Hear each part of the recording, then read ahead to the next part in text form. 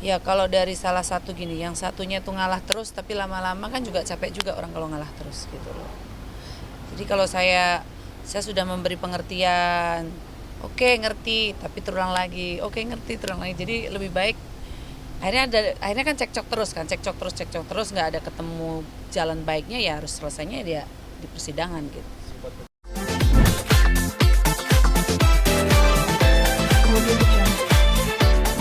Ini adalah mediasi terakhir ya. Indra tidak lagi datang karena saya sudah diberikan surat kuasa istimewa ya. Jadi bisa mewakili Indra pada saat mediasi terakhir. Nah, terkait masalah mediasi, mediasi berakhir gagal. Gagal dalam artinya tidak terjadi perdamaian di sini ya. Tidak terjadi perdamaian artinya perkara dilanjutkan nanti di persidangan di tanggal 22 Agustus nanti. Ada lagi. 22 Agustus itu apa, Bang? Apa tuh? Mediasi lagi tanggal 22 Agustus. Oh enggak, langsung ke persidangan, langsung ke pokok perkara nantinya tanggal 22 Agustus. Bang, alasannya akhirnya tidak mau ada perdamaian di sini apa? Apa tuh? Langsung tidak ada perdamaian. Ya karena memang sudah fix pada akhirnya Indra juga Sinta memutuskan untuk selesai ataupun bercerai, ya. Karena mungkin di sini mungkin tidak bisa ditampilkan di kawan-kawan bahwa sudah ada surat kesepakatan cerai yang ditandatangani oleh Sinta maupun Indra, gitu ya. Jadi sudah ditanggapi hal ini, nanti itu bakal menjadi bukti di persidangan. Ada lagi kira-kira? Tapi gimana? Artinya kan ketika sama-sama udah saling mau bercerai ya harusnya udah selesai, Bang. Itu malah berlanjut. Loh, memang kan ini belum proses persidangan, ini masih tahap mediasi sebenarnya. Belum masuk ke pokok persidangan, masih tahap mediasi. Jadi Indra tidak datang, surat kuasa istimewa diberikan ke saya, maka saya yang melakukan mediasi langsung tadi tertutup oleh Mbak Sinta gitu, bareng-bareng gitu. Jadi nanti perkara selanjutnya tanggal 22 itu adalah perkara terusan gitu ya. Nanti di mana pihak penggugat membuktikan gugatannya gitu ya dalam hal permasalahan perceraian ini terhadap Indra.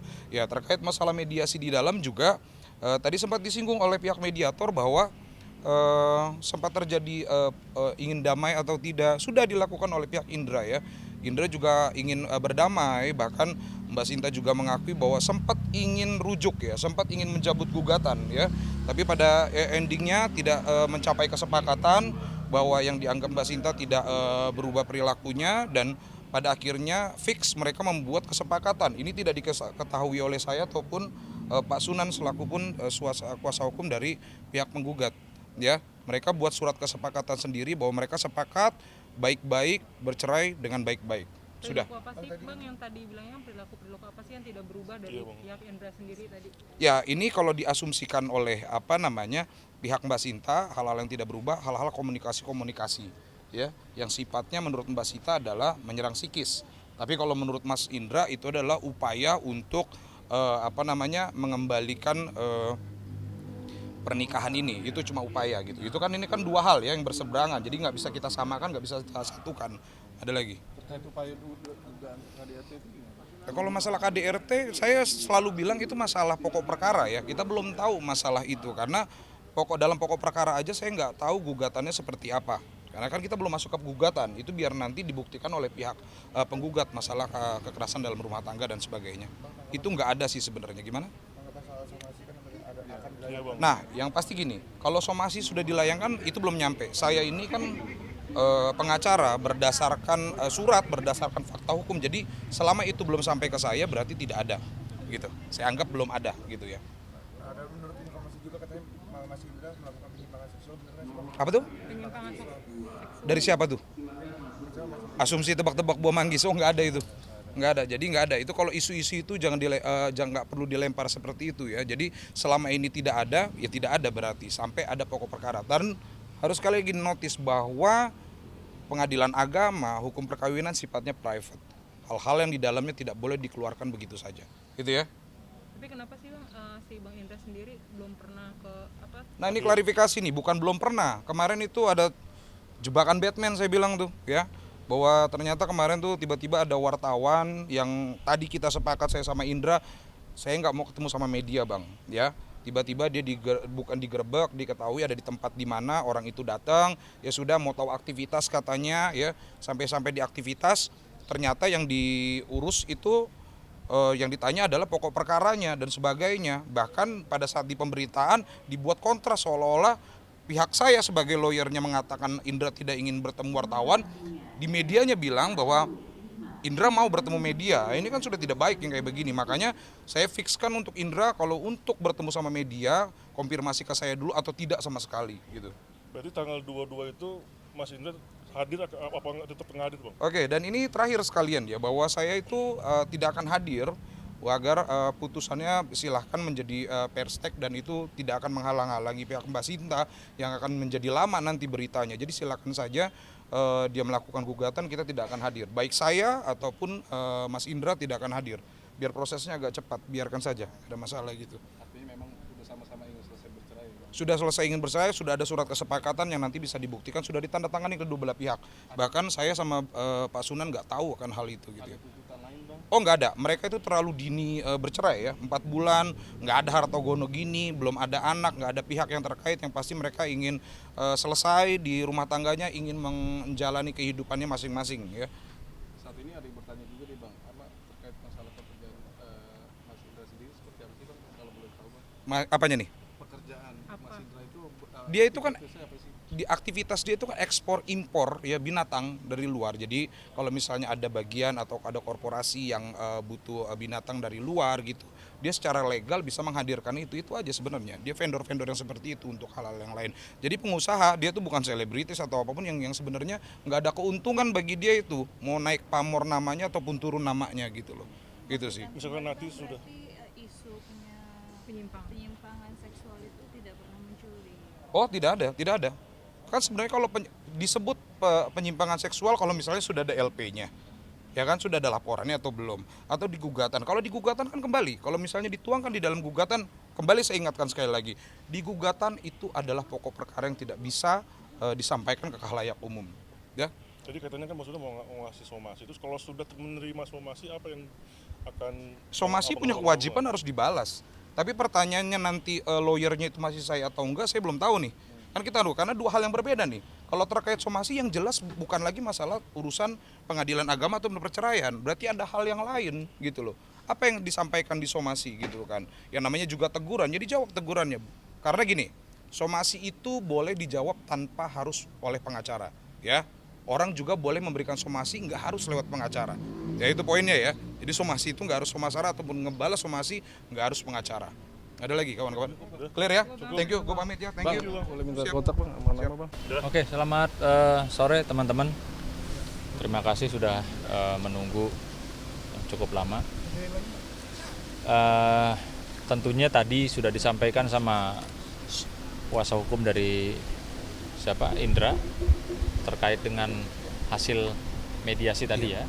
Hasil mediasi yang dimana kebetulan memang di dalam ruang mediasi itu hanya diperbolehkan prinsipal yaitu klien kami Mbak Sinta Bahir dan kuasa hukum yang memiliki kuasa hukum istimewa. Jadi mungkin sudah dengar bagaimana. Nah, yang pasti klien kami Mbak Sinta sudah sepakat ya ingin berpisah dengan baik-baik. Namun demikian juga nanti ada hal yang perlu kami selaku tim kuasa hukum sampaikan berdasarkan dari keluhan-keluhan atau bahkan tangisan ya yang muncul dari klien kami. Kalau mau tanya Mbak Sintanya silahkan langsung. Ya, monggo. Nah, sempat ada katanya mau ada kesepakatan untuk menuju kembali. Kenapa sih tidak mencapai hal tersebut mungkin ke situ? Sempet ya ada kepikiran karena saya komunikasi sangat baik ya dengan Mas Indra gitu. Saya komunikasi baik, adalah dia etiket baik, tapi itu nggak lama gitu karena setelah itu dia saya lihat lagi ya terulang lagi dan yang ada itu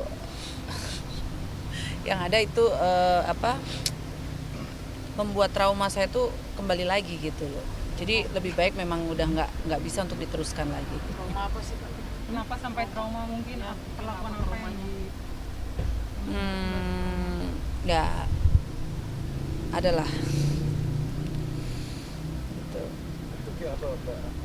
Ini ada disebutkan sini ada KDRT atau Oh nggak ada. Suami saya nggak ada KDRT nggak ada. Terus bilang ada juga kan ada berita-berita nggak dinafkahi. Saya alhamdulillah dinafkahi ya. Tapi ada hal-hal prinsip yang memang sudah saya bicarakan secara baik-baik sama Mas Indra, tapi tidak ketemu jalannya. Yang akhirnya sudahlah kita memang harus berpisah. Gitu. hitungannya kan kalau untuk usia pernikahan sendiri masih terlalu dini. Terlalu dini. Iya, memang terlalu dini. Yang menjadi fondasi akhirnya kalian untuk memutuskan untuk berpisah. Ya kalau dari salah satu gini, yang satunya tuh ngalah terus, tapi lama-lama kan juga capek juga orang kalau ngalah terus gitu loh. Jadi kalau saya sudah memberi pengertian, oke ngerti, tapi terulang lagi, oke ngerti terulang lagi. Jadi lebih baik akhirnya kan cekcok terus nggak ada ketemu jalan baiknya, ya harus selesainya dia di persidangan gitu. Sifat kecemburuan kasih Indra sendiri kan yang menjadi satu alasan. Ada info dari mana emang? Ya itu kan sebenarnya resiko ya, kalau kita punya istri cantik, seksi atau public figure, artis, ya memang sudah resiko gitu kan. Toh harusnya sih nggak perlu merasa seperti itu gitu ya. Laki-laki yang sudah mendapatkan kasarnya orang yang mungkin diimpi-impikan atau idolanya sudah didapat, ya sudah dijaga dengan baik, dengan perilaku baik. Ya, saya Nggak kan perlu cemburu lah. Saya sering bilang gini, udah nggak usah mikir yang gimana. Sekarang itu aku sudah jadi istri kamu dan aku pilih kamu adalah orang yang spesial di antara semuanya. Udah, Bismillah kita pokoknya udah ya, Di antara lupain. semuanya Bu ya. Di antara semua laki-laki Berarti yang ada banyak ya. Dulunya adalah Pak gitu. Ada 8. Adalah Pak Oh, gitu, adalah, adalah Pak gitu kan. Adalah yang deketin kan ya wajar ya kan. Kita nggak munafik gitu loh, banyak lah yang deketin gitu. Tapi saya pun cerita sama Indra, semua cerita gitu. Dan bahkan saat jalan sama Indra saat itu, saya ada deket cowok itu komunikasi baik, saya ngomong izin sama Indra, saya mau ketemu ini untuk sesori sama ini. Itu pun pernah saya sampaikan loh ke Indra. Ya terserah kamu untuk ketemu. Saya tidak ketemu, saya telepon, saya chatnya saya capture kirim ke Indra. Itu sebelum saya menikah loh. Itu saking saya semuanya terbuka. Karena apa ya? Saya berpikir bahwa orang berumah tangga itu semuanya harus terbuka, karena nggak boleh ada yang hal-hal yang tertutup gitu. Maksudnya kita nggak enak sama pasangan itu nggak boleh gitu loh. Kita harus, ya kita nggak nyaman sebagai pasangan, kita harus ngomong ke pasangan. Tapi kalau diterimanya tidak baik, malah baliknya ke kita, malah kita yang merasa apa ya nggak nyaman, ya lebih baik kita apa ya konsultasi dengan orang yang lebih tahu gitu loh. Tapi tidak ada orang ketiga. Tidak ada orang ketiga. Nah, jadi gini, terkait dengan apa yang baru saja disampaikan oleh klien kami, Mbak Sinta Bachir, terkait dengan persoalan ketidaknyamanan. Dalam proses yang sedang berjalan saat ini juga di mana ya kita sama-sama tahu bahwa Mbak Sinta dengan Indra itu sudah pisah rumah. Nah kemarin minggu lalu Mbak Sinta ada menghubungi saya, curhat, bahkan sampai nangis ya, maaf ya Bu saya ya. nangis ya, ada. Sampai nangis dikarenakan ada hal-hal yang dirasa membuat Mbak Sinta itu tidak nyamannya luar biasa, bahkan sampai merasa terteror. Saya malu lah, karena saya kan sudah negur berkali-kali gitu ya Pak Sunan, saya tegur, sudah stop, dah. Ternyata terus lagi dapat berita dari orang yang saya nggak nyangka gitu loh, dapat lagi, gitu loh. Jadi sudahlah, ini sebenarnya sifat kekanak-kanakan suami saya sih yang membuat apa ya Pak, saya nggak nyaman gitu. Iya, bukan terkait dengan apa yang disampaikan Ibu Sinta tuh bahwa Mas Indra itu mendatangi ke rumah, ke kediaman klien kami, ya, lalu disampaikan Mbak Sinta melakukan hal-hal yang membuat tidak nyaman ya. Iya. Yang membuat tidak nyaman, yang membuat terpaksa kami selaku kuasa hukum daripada Mbak Sinta Bachir membuat surat teguran atau somasi, yang dimana ini nanti kami sampaikan kepada rekan kami, ya, Bang Nasution, untuk disampaikan kepada kliennya. Kenapa begitu? Memang itu etika saya menghormati rekan sejawat saya Bang Nasution, bahwa ketika seseorang yang sudah mempunyai kuasa hukum, ya seyogyanya para kuasa hukum berkomunikasinya tuh sesama dengan kuasa hukum. Maka di sini Bang Nas dengan kesempatan yang baik ini saya sampaikan ya, ini surat somasi ke Bang Nas, gitu loh. Mungkin isi somasinya sebenarnya sih terkait itu tadi, hal yang dianggap Tidak nyambung. membuat Mengganggu Mbak kenyamanan. Sinta tidak nyaman, merasa terganggu, bahkan sampai bahasa kemarin aku jadi kayak ngerasa diteror gitu ya. Artinya bersama ini saya harapkan Bang Nas bisa menyampaikan juga, bisa memberikan edukasi bahwa kalau ini terus-terusan diteruskan dengan atas nama saya masih suami kamu, ya saya mempunyai hak penuh atas nama kamu. Nah, mungkin nggak begitu. Karena ya. sebelum putusan, belum ketok palu, kamu masih istri aku, selalu begitu. Ya, artinya ada hal-hal yang mungkin saja Mbak Sinta saat ini tidak berkenan, tapi dia terus Paksa. dengar sendiri ya, terus memaksa, ya, entah itu datang masuk ke rumah atau memaksa dalam hal-hal yang lain gitu ya. Nah, ini perlu disampaikan bahwa suami itu tidak serta-merta masih dalam terikat satu perkawinan, bahwa istri itu milik saya mau apa, saya mau gimana, itu masih hak saya. Itu tidak seperti itu ya. Kayak saya pergi gitu ya, saya ditungguin, tahu-tahu pas saya pulang dia udah ada di situ. Udah di depan rumah gitu loh, Pak. Mbak Sinta kemarin cerita dia datang ke rumah nggak dibukain pintu karena memang sudah malam ya. Iya, sudah malam, sudah Terus jam. dia matiin lampu. Iya, dia matiin saklar listrik gitu-gitu ya. Kayak gitu itu hal-hal yang kecil-kecil lah yang posesif dari Mas Indra yang bikin Mbak Sinta nggak nyaman.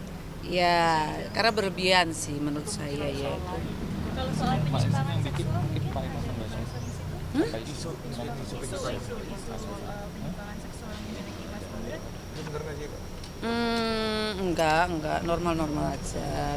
Ya kan kalau itu urusan Tapi rumah gimana tangga. sih Bang, artinya yang isi somasi ini apakah ada bentuk mengarah ranah Mungkin pidana bisa atau- dibacain sama itu tadi kan ada bentuk akhirnya bentuk teror gitu-gitu, apakah itu suatu bentuk pidananya, ada ancaman pidananya nanti atau seperti apa? Jadi untuk isi somasinya saya bacakan untuk yang poin pertama, yaitu bahwa menurut keterangan klien kami, setelah klien kami mengajukan gugatan perceraian kepada klien rekan sering mendatangi rumah klien kami, bahwa perlu diketahui semenjak klien kami mengajukan gugatan, klien kami dengan klien rekan sudah tidak tinggal satu rumah lagi. Bahwa menurut keterangan klien kami, kedatangan klien rekan ke tempat tinggal klien kami adalah untuk menyatroni klien kami, yang dimana klien kami merasa ketakutan dan terganggu terhadap sikap klien rekan. Bahwa perlu kami tegaskan, hubungan rumah tangga klien kami dengan klien rekan sedang tidak baik-baik saja. Untuk itu klien kami melalui kami sebagai kuasa hukumnya mengajukan gugatan perdata tentang perceraian. Untuk itu terkait hal-hal di atas, dengan ini kami meminta kepada klien rekan untuk tidak menyatroni kehidupan klien kami, berhenti untuk meneror atau mendatangi klien kami, dan juga menghormati proses persidangan perceraian di Pengadilan Agama Jakarta Timur. Bahwa apabila klien rekan masih terus-menerus klien kami dengan cara apapun, maka dengan terpaksa klien kami akan menempuh upaya hukum sesuai perundang-undangan yang berlaku. Demikian. Dimengerti ya? Nah, bicara masalah jawabannya, sebenarnya bisa saya jawab tapi tepat tertulis. Harus, karena dibuatnya tertulis. Tapi untuk menanggapi surat somasi tersebut, dan poinnya dari pihak Mbak Sinta ya melalui kuasa hukumnya di Bang Sunan, ya intinya jangan sampai ada gangguan yang sifatnya komunikasi, apalagi ngebangun. Tapi patut dicatat kawan-kawan, secara hukum, secara sampai hari ini, secara sah Mbak Sinta masih istrinya, ya. Ya, betul. Jadi keduanya masih bisa melakukan upaya hukum. I'm so sorry, kita analogikan saja. misalnya Bang Indra berselingkuh, mengetahui terus tiba-tiba berzina dengan orang lain, Mbak Sinta sampai hari ini masih berhak untuk melakukan laporan polisi karena masih statusnya suami istri. Begitu juga sebaliknya. Begitu juga sebaliknya. Nah, cuma yang diminta oleh Mbak Sinta ini, yang diasumsikan sebagai teror ini disudahi. Artinya lebih baik tidak ada komunikasi lagi, kan itu kan poinnya itu. Jangan ada komunikasi lagi, jangan ada lagi upaya-upaya untuk melakukan komunikasi yang membuat dia tidak nyaman. Nah, jadi saya sampaikan ke klien saya adalah udah stop komunikasi. Kalau memang harus misalnya diblok kan sudah punya kuasa hukum toh, bisa mewakili kuasa hukumnya dan jauh lebih aman dan jauh lebih tenang melalui kuasa hukum. Karena yang disampaikan itu harus melewati koridor hukum. Bang Sunan tidak bisa sembarangan ngomong, saya juga tidak boleh sembarangan ngomong gitu kan. Nah, jadi lewat koridor hukum. Jadi lebih baik sudah jangan melakukan komunikasi-komunikasi yang sifatnya menurut Sinta di sini mengganggu. Ya karena begini, kalau kondisinya seperti ini, jangankan kata-kata yang sifatnya menjerumuskan, marah, kesal ataupun sentimental. Kata-kata sayang aja di sini jadi masalah. Kalau dilakukan terus-menerus kan gitu kan, karena sudah ada sentimental di dalamnya sudah ada perkara, sudah ada istilahnya sudah masuk gugatan, berarti kan sedang tidak baik-baik saja. Artinya setiap aktivitas itu pasti mengganggu. Nah, saya akan sampaikan hal itu, tinggal dua. Saya kan juga kan mewakili klien saya nih, saya nggak bisa bilang. Dua, pertama kalau dia menganggap itu sebuah gangguan berarti dia harus stop gitu ya. Atau kedua, misalnya dia bilang, oh dia menganggap ini nggak mengganggu, bukan gangguan, ya terima konsekuensinya nanti misalnya gitu. Apa yang dilakukan oleh pihak Pak Sunan gitu kan, kalau dia merasa ini bukan sebuah gangguan, kan dua. Ya, kita nggak bisa langsung mewakili Pak Sunan, tapi asumsinya ada dua yang bisa dilakukan. Pertama, dia mengiyakan ini misalnya, oke, kita akan nggak akan ganggu Mbak Sinta lagi. Atau yang kedua, saya tetap ganggu, orang dia masih istri saya, itu kan hak juga. Dia bilang gitu. Tapi ada konsekuensinya. Ada konsekuensinya di situ. Nanti pihak dari Mbak Sinta melalui Pak Sunan dan tim juga membuat, karena masih somasi pertama saya harus balas. Kalau sudah clear. Tapi kalau ternyata surat balasan saya nanti ternyata tidak mengklirkan masalah, berarti ada somasi kedua dan habis itu upaya hukum lain yang mungkin bisa dilakukan Pak Sunan gitu Pak ya. Baik. Gitu. Iya, ya apa ya, pantas-pantas aja sih ya. Kalau saya karena nggak ngikutin berita sih ya, berita-berita gosip-gosip nggak pernah ngikutin gitu. Ya rezeki orang kan sendiri-sendiri gitu ya, ya udah, ya bagus lah. Tapi itu punya sendiri apa punya orang gitu aja. Oh, suami sendiri ya nggak apa-apa. Tapi juga artinya dengan nilai fantastis kayak gitu emang layak-layak aja gitu, dengan nilai yang sangat fantastis 2,5 M gitu. Ya wajar-wajar aja lah Mas, karena kan semua orang punya kemampuan masing-masing ya kan. Kalau kita juga mintanya lebih tapi kemampuan pasangan kita nggak bisa ya kan akhirnya memaksakan. Tapi kalau pasangan itu dia mampu ya berarti tidak masalah, wajar-wajar aja menurut saya gitu. Ini artinya jadi rezeki buat si Putri juga ya. Iyalah, perempuan itu kalau bisa minta semahal-mahalnya gitu loh. Karena apa? Jujur ya, saya juga punya pengalaman adalah gini, ketika kita sudah di level sini, kita turunin sini, terus kita mau nyamain ke level turun ke sini, akhirnya susah. Lebih baik sudah perempuan kalau sudah di level sini, jangan pernah nurunin levelnya. Ketika kamu turun di levelnya akan diinjek, udah itu aja. Perempuan itu mahal, apalagi kalau kita tuh bisa cari uang semuanya ya sudah, kita itu perempuan yang mahal, wajar dihargai dengan seperti itu. Buat aku karena perempuan itu kan nanti jadi ibu, jadi istri, jadi ibu ya kan, wajar dengan angka segitu. Gitu.